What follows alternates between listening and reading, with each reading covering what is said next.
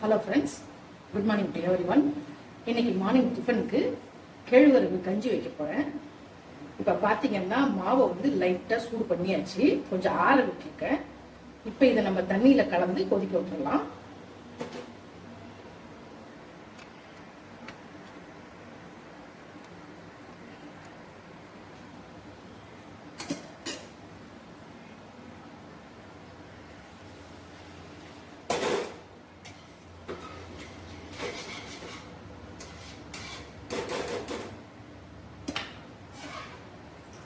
மாவை எப்படி நல்லா தண்ணியாக கரைச்சிக்கோங்க.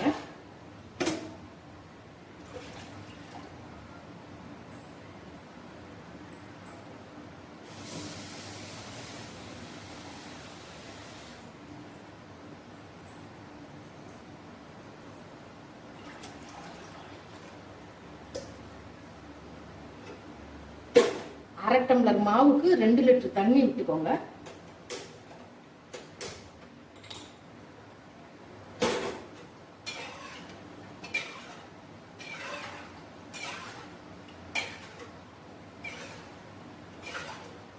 இப்ப இது நல்லா கொதிக்கட்டும்.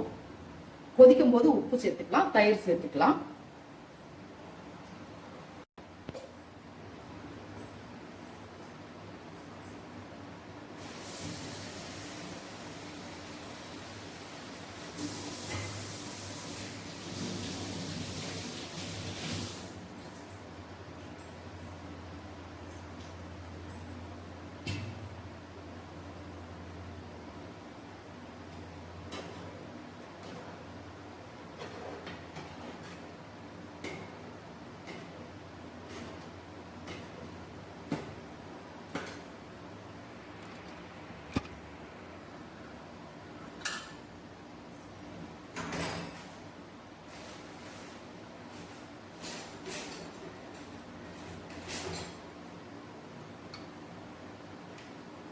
ஒரு ஸ்பூன் ஆயில் போட்டுக்கோங்க.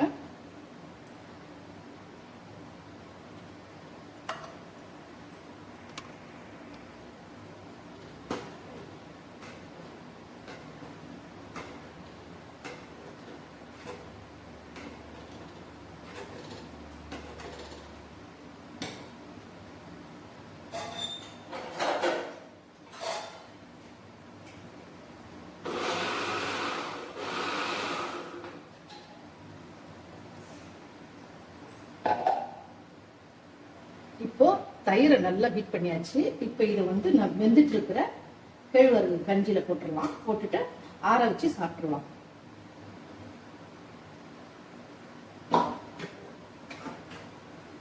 கஞ்சி இறக்க போகும்போது தான் இந்த தயிரை பீட் பண்ணி சேர்க்கணும். தயிர் ரொம்ப நேரம் கொதிக்க கூடாது.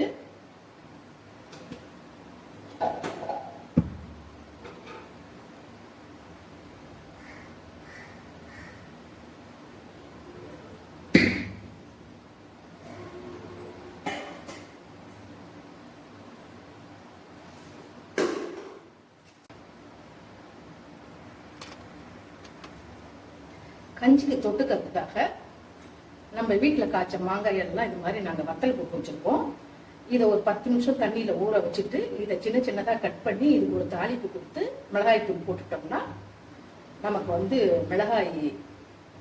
மிளகாய் தூள் போட்டுட்டோம்னா நமக்கு வந்து மாங்காய் வத்தல் ரெடி ஆகிடும். இந்த மாதிரி கஞ்சிக்கு வந்து தொட்டுக்கிறதுக்கு வச்சுக்கலாம். இப்போ நான் இதை கட் பண்ணிட்டு வந்துடுறேன். கட் பண்ணி இதை தாளிச்சிட்டா போதும். நல்ல சைட் டிஷ். நமக்கு இயற்கையா நம்ம மரத்திலே கிடைக்கிறதுனால இதை நம்ம வந்து வருஷம் ஃபுல்லா பயன்படுத்திக்கலாம்.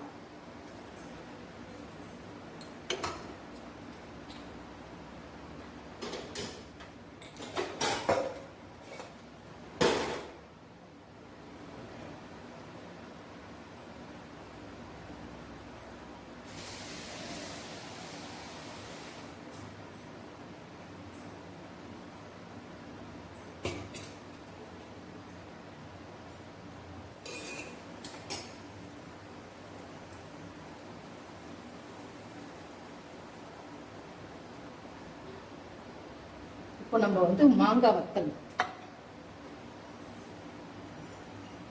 இப்போ இந்த கட் பண்ணி வச்சிருக்கிற மாங்காய் வத்தலை தாளிப்பு கொடுத்துடலாம். ஆயில் போட்டுக்கோங்க.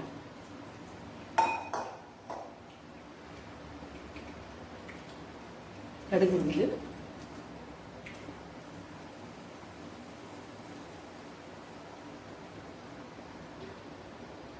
இப்போ நம்ம வந்து மாங்காய் வத்தல், இப்போ இந்த கட் பண்ணி வச்சிருக்கிற மாங்காய் வத்தலை தாளிப்பு கொடுத்துடலாம். ஆயில் போட்டுக்கோங்க.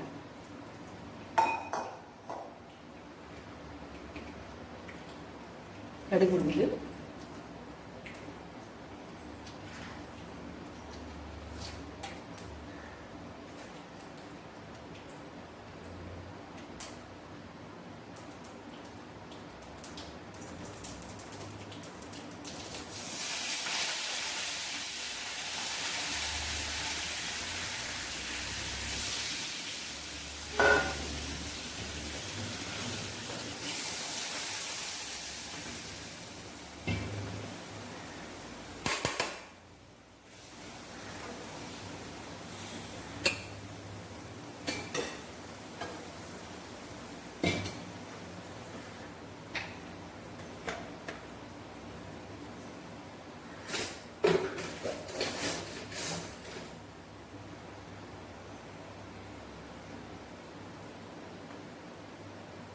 ஒரு அரை ஸ்பூன் மிளகாய் தூள் போட்டுக்கலாம்.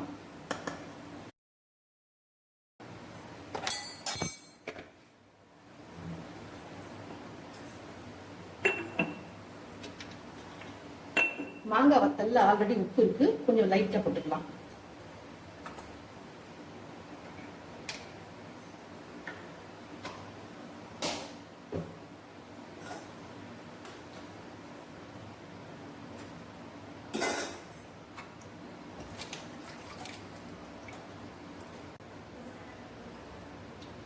இது நம்ம தோப்புல உள்ள மாங்காயெல்லாம் பறிச்சு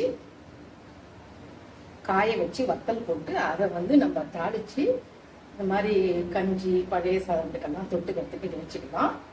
நீங்களும் இது மாதிரி செஞ்சு பாருங்க ஃப்ரெண்ட்ஸ்.